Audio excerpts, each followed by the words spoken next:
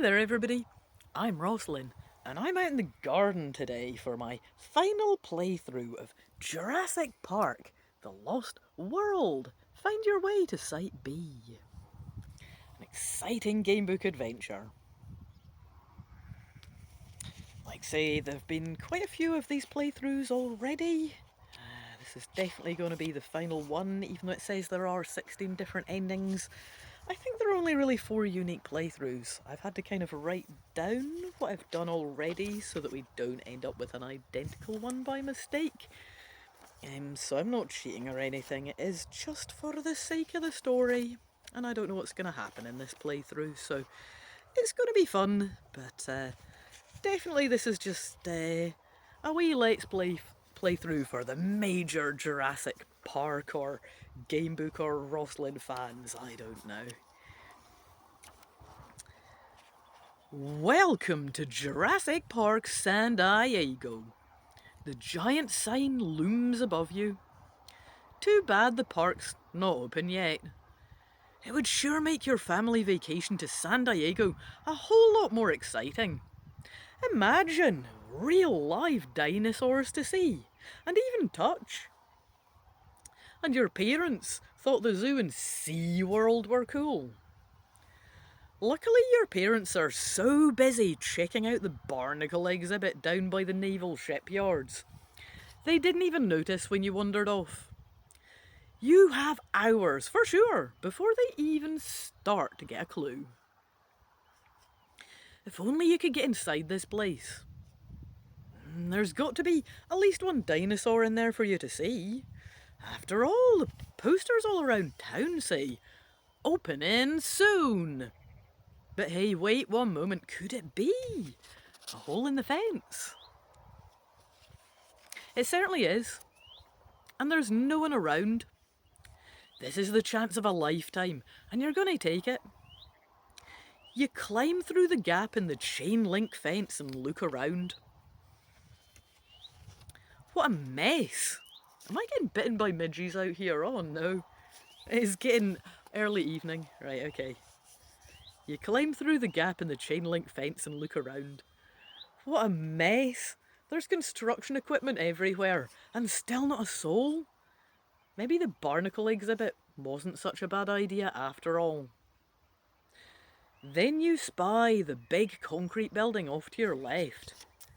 It looks kind of like those old Roman, whatchamacallits, amphitheatres. It's not finished either, but it definitely looks like the main attraction. You might as well check it out while you're here. Then all of a sudden you hear a terrifying noise. It's somewhere between a primeval scream and a thunderous roar. It's your mother calling you. Do you answer meekly, or decide I've come too far to turn back now and foolhardily ignore her? Oh yeah, no, to hell with my ma. I'm off on my adventure. Ain't a wee quest, it's what we're here for. You decide you've come too far to turn back now, and foolhardily you ignore her. So you keep your parents waiting a few minutes. It's no as if they haven't kept you waiting afore. Like all those times when they were supposed to pick you up from soccer practice. Instead, you keep heading for the amphitheatre. Inside, it's just like a modern gladiator arena, complete with bleacher-style seats all around, and a row of big cages underneath. This must be where they're going to have the dino shows, you figure. Then you hear it. Another roar. At first you can't believe how far your mother's voice can travel. Then you realise the sound is actually coming via one of the cages under the bleachers. Someone's in there. Of course, you think you've lucked out. There really are dinosaurs here, and you're gonna be one of the first, if not the first, spectator to see them. And you didn't even have to pay admission. But then you start to get a sudden case of cold feet. Reading about dinosaurs in books, even seeing computer-generated simulations in movies, is a little different from meeting them in person. What do you say? What do you do? Maybe this isn't such a good idea after all. Right, so do I think I'm maybe not up to the task, or do I think there's no way on earth you're going to miss this opportunity? Well, I have written down that I've cleaned out the going YOLO, so maybe I'm going to start getting a wee bit of cold feet. I guess. Okay. Trust my younger self who's written down the numbers I've done already. Right. So you think just maybe you're no up to this task? Are you kidding? Are you really going to chicken out of the chance of a lifetime? I didn't think so. Taking a deep breath, you turn and walk slowly towards the cage. It is a cage after all. It's designed to keep things like dinosaurs in. And things like you out. What are you so worried about? You're just a step away. And then it happens, something grabs you on your shoulder, hard. Dearie dear. You're spun around, and suddenly you're face to face with a mean-looking man in an expensive-looking safari suit. Instantly you recognise him. From the cover of Time magazine, it's Peter Ludlow, the man who's responsible for this whole theme park. Exactly what do you think you're doing here? He growls. But Mr. Ludlow isn't finished. This place is totally off limits until opening day, he tells you as if you didn't know. Tell me, what have you seen? No, nothing. You stammer, and Peter Ludlow looks relieved, but then like a fool you say, I only heard. Heard, he cries. You heard something? Is that a creature behind me? Oh, it is as well. I think it's a hare jumping about.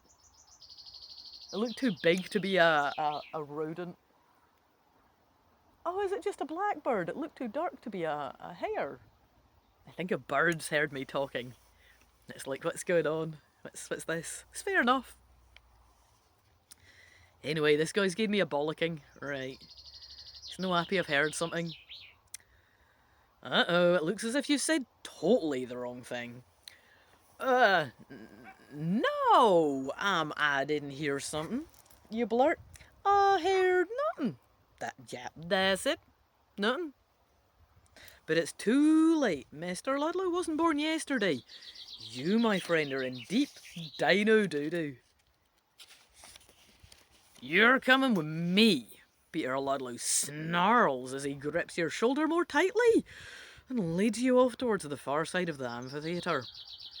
I'm afraid we can't have youngsters running around telling people about what they've heard unless Jurassic Park is 100% up and running. Oh, but I won't tell anyone, I promise, you plead. Peter Ludlow just shakes his head. I'd like to believe you. Really, I would, he says, but I have too much at stake. I might as well tell you what you heard was a very hungry dinosaur. Oh, this guy's not very bright. You should have at least asked me what I'd heard in case I hadn't heard a dinosaur. Why is he giving me the scoop? I'm just a kid that snuck in. This guy's thick as bricks. Anyway, we're getting the scoop. I'll carry on. A velociraptor, to be precise, whose keeper, unfortunately, got a little too close. Why is he telling me all this? Whatever. Naturally, if the authorities found out that our attractions were consuming the staff, we'd be out of business before we even opened. And that would cost little old me quite a bundle. But not to worry. We'll see that the velociraptor is put out of commission. There are many more species, after all, to bring back here from Side B. Side B, you ask? Yeah, Side B. Peter Ludlow's now on a roll. And there's no stopping his villainous monologue. Oh, I'm going to give myself a hoarse throat if I do all of this. I'm just going to do it in a normal voice if that's okay, because this guy's very growly. Just imagine this next whole monologue growled, would you please, or snarled a bit. Thank you. Several years ago, John Hammond, my uncle, had a dream to open the world's greatest theme park, an actual island inhabited by living, breathing dinosaurs. Of course, like Uncle John himself, That dream was entirely impractical, and the whole thing soon got completely out of hand. But that's just because he wasn't working with a controlled environment like we have here at Jurassic Park, San Diego. Just one of the neighbours driving past, that's fine. Luckily, Uncle John also set up another island just for breeding dinosaurs. Site B on Isla Sorna. When a hurricane wiped out the whole facility, the animals were all released to mature there on their own.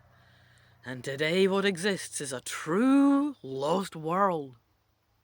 A complete Jurassic ecosystem worth millions. I am on my way there now, in fact, to collect our main attractions. And because I can't risk leaving you here to spoil my grand opening, you, my friend, are coming with me. Yeah, I thought we might be getting kidnapped. I thought it would be a bit nastier. Am I just accompanying him? I think he might just be a bit barking mad, a bit lonely, and kind of he's encountered me snuck in and, well, he doesn't know what to do with me. Do I want to dare making a run for it while I can? Let me check and see what I've done before. If dare you do, kick him in the shins and run like crazy. I can only assume I've tried that before, because I've written down that I should try the other option. If you're not up to taking on a grown man twice your size, seems likely. Don't even remember what happened last time. Doesn't seem like a good move. I'm definitely getting midgies now. Anyway, yeah, I can be a good little captive. Go to page 39 is what I'm doing. Peter Ludlow leads you out of the amphitheatre and over to the docks, where a huge cargo ship is waiting. Okay, hotshot. So maybe now is the time for a getaway? Let me have a look. I either get to decide that getting away doesn't compare to the chance to see an island inhabited entirely by real dinosaurs, clearly what I picked before, or I can decide that now is the time for a getaway.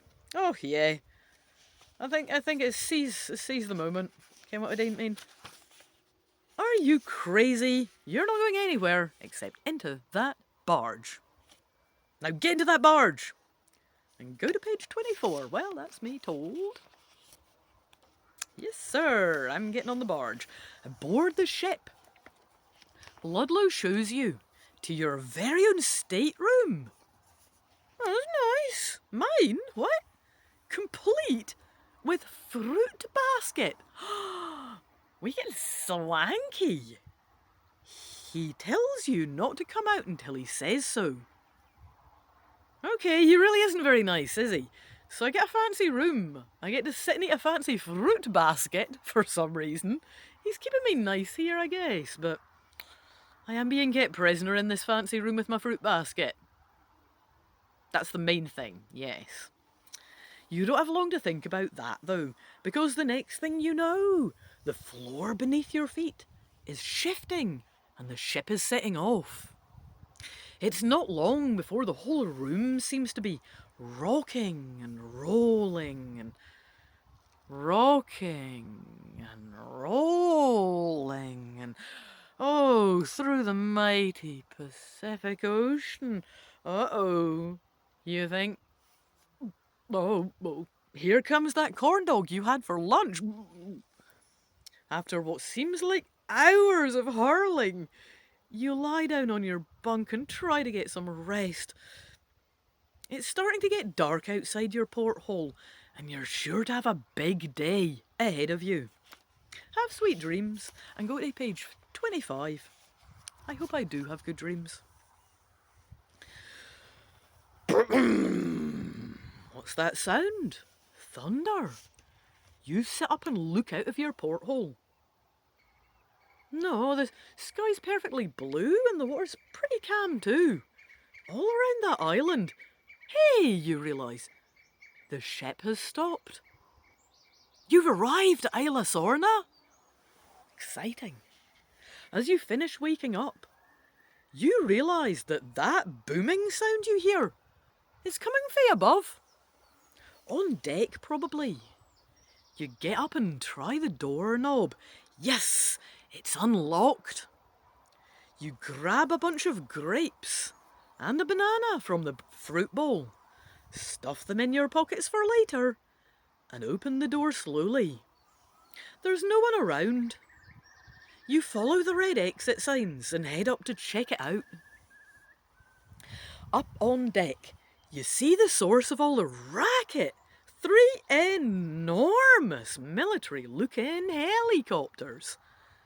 The word InGen is written on their tails, and it looks like they're getting ready to take off. Everyone on deck is so busy running around, loading equipment onto the choppers, they'd never notice if you sneaked over to one and slipped into its cargo hold. But then you notice that dinghy over there, next to some crates of dino chow. You could always hop in it and row over to the island all by yourself. Take a look around, then row back at your leisure. What'll it be? If by air, that's an option. If by sea, I can do that. Well, I don't know if I went by sea before. I don't remember any of this. But my notes suggest that I should try going by air. So that's what I'll do. It's now or never, you decide, and make a dash for the choppers. Made it. You scramble in, find a big box marked danger, explosives, and duck out of sight. Minutes later, you're 500 feet in the air, headed straight for the interior of Isla Sorna.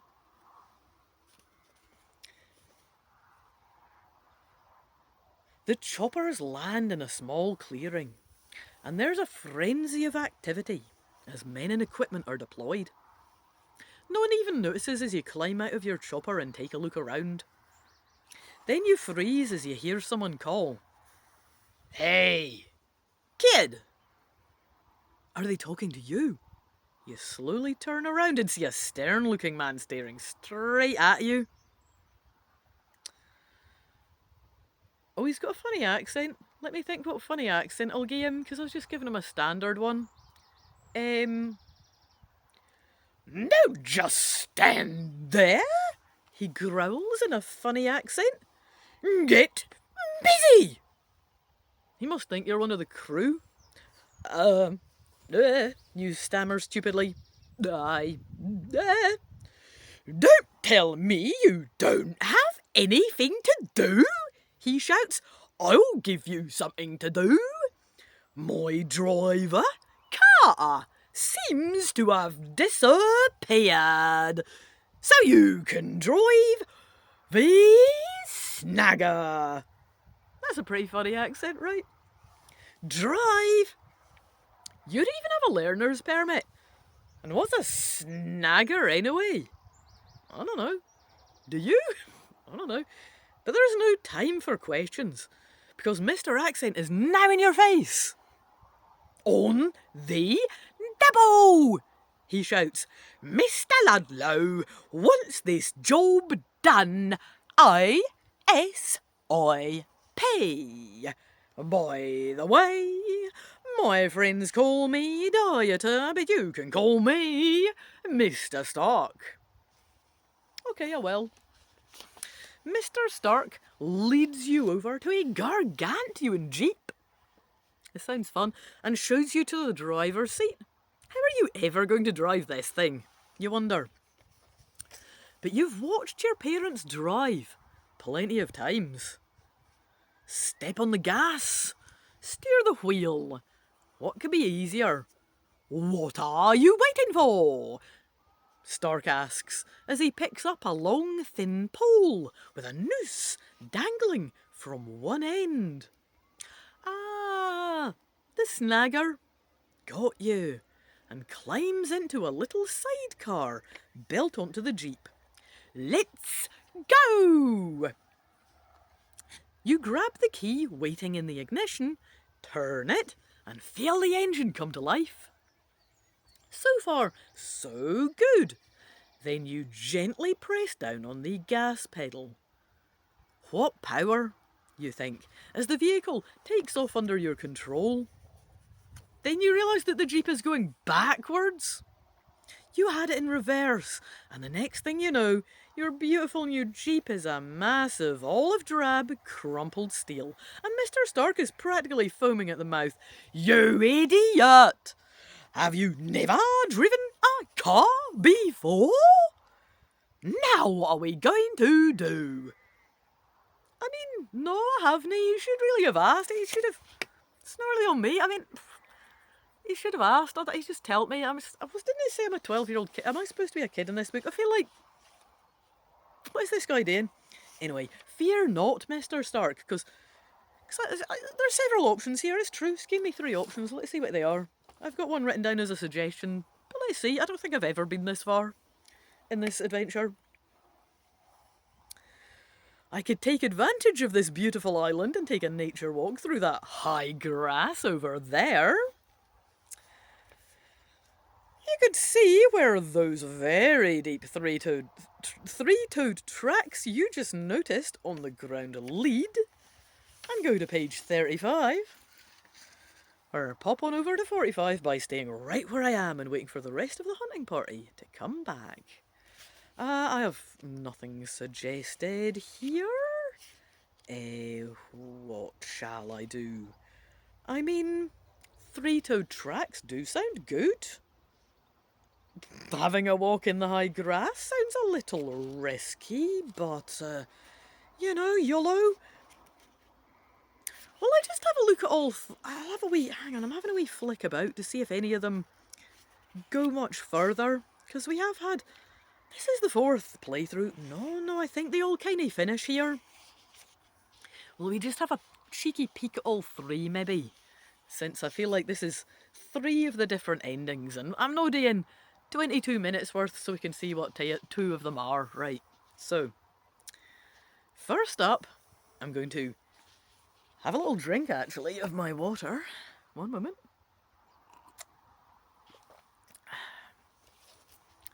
And then I'm going to take advantage of this beautiful island and take a nature walk through that high grass over there. Yeah, that sounds nice. Yeah, sure. What's the worst that could happen?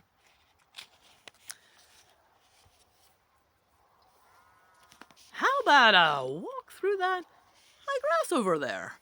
Mr. Stark, you ask? You what? That elephant grass? Are you crazy? Says Stark. Who knows what you'll meet in there? Big deal, you think? Like you're worried.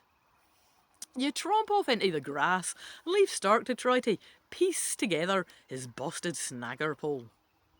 But you didn't get far before you notice a rippling along the surface of the grass. Funny. Doesn't it seem that windy? And wonder what those long lizardy tail-like things are poking up all over. Not raptors! You take off running towards the only gap you can see in the circle of skinny tails. It's a type of planty grass thing, isn't it, those? Or is it the skinny tails of raptors? The circle of skinny tails... Oh, it must be the skinny tails of the raptors circling in. Seen a wee gap in them. Got you. Thought I was talking about a type of plant. Got you, though. You can hear the raptors snarling and snapping as they chase after you like scaly torpedoes. They are fast raptors. This is bad. The tall grass slaps at your face and blinds you, but you know better than to stop. Faster and faster you run, until you feel like your heart and lungs are going to explode, and the ground underneath your feet suddenly disappears. Fate has blessed you with a steep hillside, and now you find yourself in a 50-mile-per-hour and rather painful freefall. When you finally come to a stop, you stagger to your feet and are more than relieved to find that not only are you uninjured, but the raptors Didn't they follow you over the cliff? Because they're agile too. They could have. When you look around, you see you're standing in a flat sandy area, lined with boulders. It stretches out as far as you can see, but that's not what amazes you so. Straight in front of you is a row of desks and a big blackboard. Your teacher is standing in front of it, staring at you, hard. "You're late," she snaps. "Did you forget about our test today? I certainly hope you studied." "Test? What test? Was there supposed to be a test? Or is this just some crazy dream you're having in the safety of your bunk on the cargo ship?" It's hard to tell. All you know is that these desks are pretty hard, and this test is even harder, and as far as nightmares go, this is only the beginning? The beginning. The end. Fantastic. And that's the end. But we're gonna have a peek and see what the other two options are. So I'll trot back a bit. Pretend I fell asleep and woke up. We've got the other two options still. Do I want to wait for the rescue party? Or follow the tracks? Oh, hi, let's just stand around for a bit and get rescued, eh? Why not just stay right where you are and wait for the rest of the hunting party to come back? How long could it take? This is such a stupid idea. And in the meantime, maybe you can even break through your pal Dieter's tough guy exterior. Oh, aye, because he's a laugh. I've got Dieter for company, aye. And find out a little more about what this trip is about. It's true, though, it's an adventure. Sounds nice. Want a grape? You ask him, pulling the bunch you smuggled off the ship out of your pocket. He smiles. Don't mind if I do. Happy Dieter.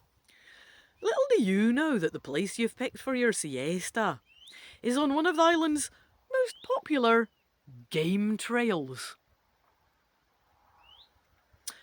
Belonging to one of the island's most popular carnivores, actually. Yeah, the Tyrannosaurus Rex. Did you know that their teeth are 7 inches long? Well, you will, because it's getting close to dino feeding time. Hey, what's that growling noise and rustling in the bushes? Sorry to say, it sounds like for you, dear reader, it's the beginning of the end. Oh, he got chopped up by 7-inch long Tyrannosaurus Rex teeth. Beautiful, beautiful, glorious death. Or was it? No. That's not how it happened. Who is it? It's the Prince of Persia: The Sands of Time for the PlayStation 2 that does that, isn't it? I was trying to remember what game did that, and I always thought it was brilliant. Whenever you die, it goes and rewinds, and he's narrating the whole game, and he says, "Oh no, wait, that's not how it happened. How was it?" And it goes, and he goes, "What?" Reverse falls onto the spikes, and then you get to try again and try and jump over them or whatever it was that killed you. I always thought that was brilliant, very memorable. So I'm like, No. I didn't wait for the party. I'm remembering it wrong. No. I had the nap, woke up, and then I followed the 3-toed dino tracks. Of course. How could I have forgotten, right? Why don't we just follow these very deep 3-toed tracks on foot, Mr. Stark, you suggest? Another brilliant idea, yes. Interesting, says Stark, picking up his snagger pole. Let's go. Together, you make your way through some fairly dense jungle, and then into a small clearing where a pair of caves is carved into the face of a small mountain, and the huge tracks suddenly stop. The ground outside the caves is littered with half-eaten animal remains. Arms, legs, heads, you name it. All crawling with disgusting maggots and flies. The stench is almost overwhelming. Bingo, says Stark. Then he pulls up a handful of grass and releases it into the breeze. It floats back between his legs. "This is good," he says, gripping his snagger more tightly. "We are downwind, which means whatever's in there hasn't smelled us yet. We have the element of surprise to our advantage." "But there are 2 caves, you see. Which one are we looking first?" "Oh, I didn't realise we got options for caves here, though. Just got Cave A and Cave B. Oh, I don't know. Go with Cave B first." "Cave B, did you say?" "Yeah." You try and hold your breath and keep your cool at the same time as you follow Stark past the rotting flesh and up to the mouth of the cave. From inside the cave, you hear the oddest high-pitched sound. "What in the?" begins Stark. But before he can finish, he's pelted in the forehead by an unidentified flying bone. Ouch! And passes out cold. You're this close to making a retreat, but as usual, your curiosity gets the best of you and pulls you, cautiously, toward the beast responsible for all this misery. Not a T-Rex, no a raptor, not even a schizophrenic triceratops. No, you, my friend, have discovered the world's only living caveman. Talk about theme park attractions. Wait until the kids back home get a look at this guy. You what? What? You take your hairy friend back to San Diego with you and become his agent. All right, the talk shows, product endorsement and books and movie gigs start rolling in, and you soon quit school, move into your own apartment, become rich beyond your wildest dreams, and not until you're 100 does your long and happy life finally come to the end. Oh, that was a good ending. I like that. But I do want to take a peek in Cave A. I suspect it's a grisly ending. Let's see what happens.